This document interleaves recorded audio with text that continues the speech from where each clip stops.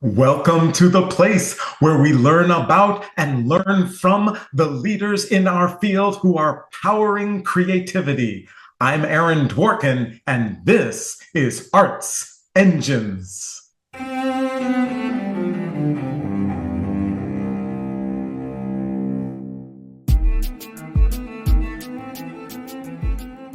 Thanks again for joining me here on Arts Engines. Today's guest is Jova Lynne, who serves as the co-director of the Museum of Contemporary Art Detroit. Jova, welcome to the show. Thank you for having me, Aaron. I'm so excited to be here. Well, I am so excited to talk to you. Of course, I am very lucky because MOCAD is right here in Southeast Michigan.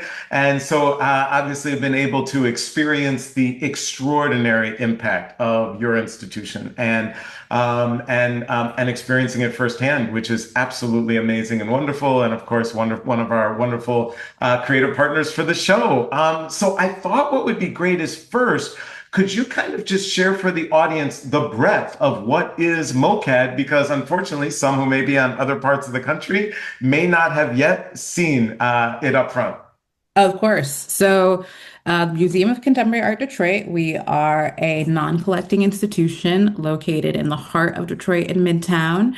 We are actually celebrating our 20th birthday this year, which is super exciting. In terms of museum years, I always refer to us as a toddler. But the nice thing about being a young institution is that we're so committed to experimentation and sort of thinking about different ways that community art, contemporary art affects our communities. And so MOCAT is unique in the sense that we often work very closely with artists on their exhibitions, as in all institutions do, but we really emphasize experimentation, working with artists who might be known for one thing and pushing them to do another, working with artists to realize we're often the site of people's first museum exhibition. And so working closely with artists to tell a different kind of story and sort of weave their work within themes of Detroit. While we work with a lot of local artists, we also work with a lot of national and international artists, and always just making sure that there's room for that Detroit conversation within our program. So we've been at this for 20 years. Are an institution that was actually co-founded by a gallerist and a arts writer. So we're also who actually work closely with artists and collectors to create this small but mighty radical institution. That is so, so awesome. And for anyone who has not yet been there, I strongly encourage you to go. It is a wonderful and amazing experience.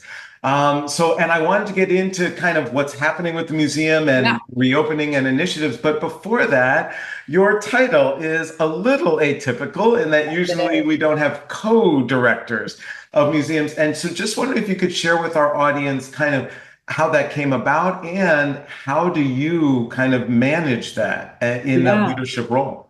Yeah. So I am in a co-directorship with an incredible arts professional named Marie Madison Patton. I have been affiliated with MOCAD off and on for about 9 years. Marie has been at the institution, I want to say, for about 12 or 15 to 15 years, somewhere between that. And so my full title is actually co-director, artistic director, and Marie's full title is co-director, chief operating officer. So this sort of co-directorship is, as you said, is exactly what it is it's a unique model. And it really came at a time a few years ago, and I'm sure many people who are watching this or who have listened to and watched your show are aware. There was a time a few years ago where museums are really having to sit with what is the expectation of the museum? What does diverse leadership look like? And how are we going to sustain these institutions through financial and economic uncertainty? And so the MOCAD board got together, and actually at the time Marie was there. I had left to go to Philadelphia for a different directorship, and She worked with the board and they came up with this model where I really steward the artistic vision of the institution. So that includes our public programs, our exhibitions, our community engagement strategy. And Marie really stewards the operational aspects of the museum. So day-to-day things that are so important to keep a museum going, our policies, our visitor services, the way we literally function as a building. We just did a massive renovation. So she's really taken a lead on that. Now, where we overlap is in stewardship and development. So we are out there really having great conversations about the institution, making sure that we're reaching our goals both financially and artistically. And I think one thing that it offers that I really love about it, that I hope some of my colleagues, if they're ever interested, get to experience in in shared leadership, you get to share this decision making. And so you really are like a museum can't function without the art, but it also can't function without the operational aspects. And so you're really having to consider both entangled. And I think that is something that is also reflective of MoCAD and how it was founded is this really beautiful collaboration. So I love working with Marie. I love co-directorships. I'm happy to talk about it more another time. Awesome, awesome. And I love how you use that word entangled, kind of my book, Entangleism, Yeah. but and so just a quick question on that before we get to some of the key initiatives. I think a lot of people might ask, okay, so that all sounds great and so empowering in all of the ways that you Mhm. shared.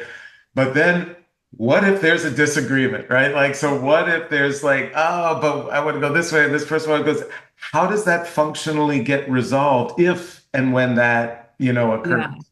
I will say that Marie and I, because we worked together before the co-directorship, like I was at MoCAD and then I left and I returned after I interviewed for this job and received it.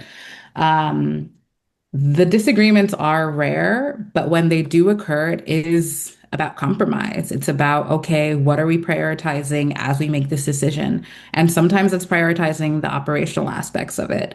And sometimes it's prioritizing the artistic aspect of it. So I think with any disagreement, it's always really a conversation about what are we really trying to achieve here.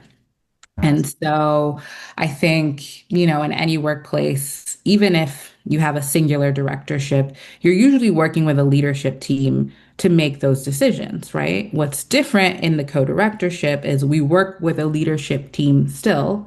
It's just that at the end of the day, it's shared accountability for those decisions that we make. So we know, cool, we're making this based on their operational needs, or we're really prioritizing artistic needs here. So it's all about like to your like that entanglement, honestly, that really helps us be more have us have a little bit more integrity and accountability as we make decisions as leaders. Awesome. Absolutely awesome. Well, thank you so much, especially for sharing that very functional part.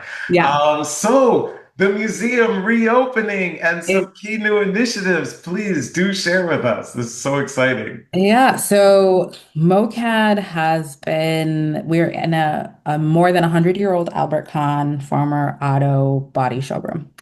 And one of the things that is a part of the reason why we're non-collecting is because we have no HVAC. And so we had no way to keep like summers are really, really hot, winters are really, really cold. So that's one of the new things we have with this building. We also wanted to focus on community access where we're located. You can't really tell what we are from the outside. So we put a giant window on our main sort of Woodward Avenue. For those of you who know about Woodward Avenue, for those of you who don't, it's the main roadway in the middle of Detroit.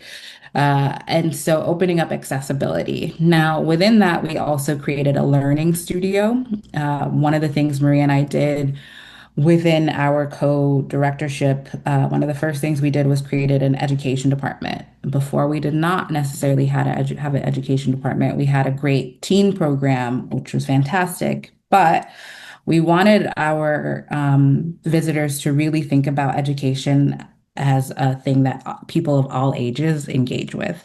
So we created a learning studio, which is like a big part of I think that's a really good example of something we decided to do together. It's an artistic thing, but it's an operational thing as well. Um, and then just put in additional upgrades to just make us more visitor friendly. We really want to be a visitor centered institution. So, along with the physical realities, which are operational, of course, there's also the programmatic realities of what we're doing. So we have our free family day programs where admission is free and all day, 11 a.m. to 5 p.m. We offer activities for people of all ages, which has been really fantastic. We have a new set of exhibitions that are one of is very, very highly interactive, which is Root of Twos, Any Space Whatever. That's in our main gallery, and it's an exhibition, or our front gallery. That's an exhibition that really deals with questions of AI and what AI's role is in our future. Is it a source of destruction or can it be a source of community engagement? Again, questions that I think, especially in Michigan, as we look at these data centers, folks are really starting to think about. And the art that MoCAD presents, is thinking about those things too. And we have a great exhibition by the artist named Pat Phillips, who's Philadelphia based, or sorry, Pennsylvania based, who sort of is looking at the Great Migration and the history of labor and movement across the Great Migration, specifically through car and enterprise. So there's a lot of cars and a lot of popular iconography in that. And then actually in 2 weeks, we're opening another major exhibition of an artist named Karen Olivier. And Karen's show, she's based in Philadelphia, but she studied at Cranbrook. And so she's familiar with Detroit, and lived here for several years and was sort of thinking about materiality. And, Detroit is a city where our architectural material, as I'll call it, is often uh, used, like there's conversation about displacement and labor and what that means. And so this exhibition really honors the architecture of the landscape and thinking about who is entitled to memory making here and how we all are actually entitled to that. So we Awesome. have those exhibitions. And then I just want to say one thing that is super exciting right now, which is the Sounding Room, which is a new residency program that we're piloting for 6 months. Every single month, we have a different sound artist in residence at the Mike Kelly Mobile Homestead. And they do open studios, they do live performances. And I was actually talking to somebody the other day, and they asked me, like, why is it important for visitors to see artists in process? And I think that's something that is very unique to MoCAD as a contemporary art museum. Artwork does not just magically appear.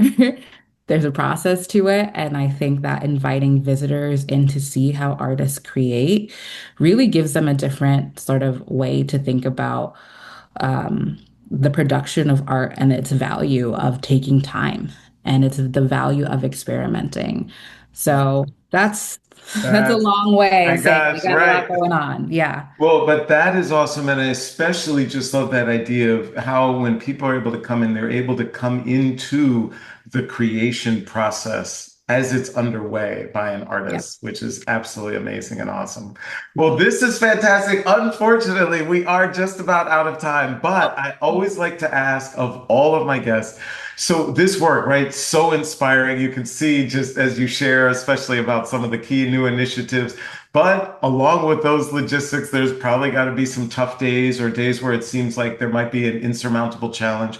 Just curious, as an arts leader, as an administrative leader, do you have any mechanisms or things that you do to help you through the toughest of times? That's a big question, Aaron. It's gonna need one second. No worries. I mean, I think right now this time is tough for all of us. There's so much uncertainty, so especially economically. And so I think really something that Maria and I do is ask staff questions. And I don't mean just like, what are you doing? I mean, like, what do you think, see this institution? Like, why do you think MoCAD's important? Because I think in times of uncertainty, sometimes I'll go into the galleries and I'll look at visitors looking at art, and that's helpful. But I think also hearing from staff, the people who do the day-to-day implementation of our vision and hearing from them what they're observing as being important is just a great grounding mechanism. Like it enables me to like not only talk about the art differently, but to fundraise differently and to honestly give into the creativity that is going to be required for all of us as we get through this moment. So I'm not sure if that exactly answers your question, but that is something that is my go-to. I think it does help that I'm not making these decisions alone. And if you ever want to have a conversation with me and Marie, just to say, I think the co-directorship model really helps one stay grounded, and inspired as we're doing this work. And it's not always perfect, but when you have someone else to lean on, it makes a world of difference in getting through the hard times. Jova Lynne, you truly are one of the arts engines who is powering human creativity in our world. Thank you so much for everything that you're doing at MoCAD for our community, for our region, for the nation, and thanks for being on the show. Thank you, Erin.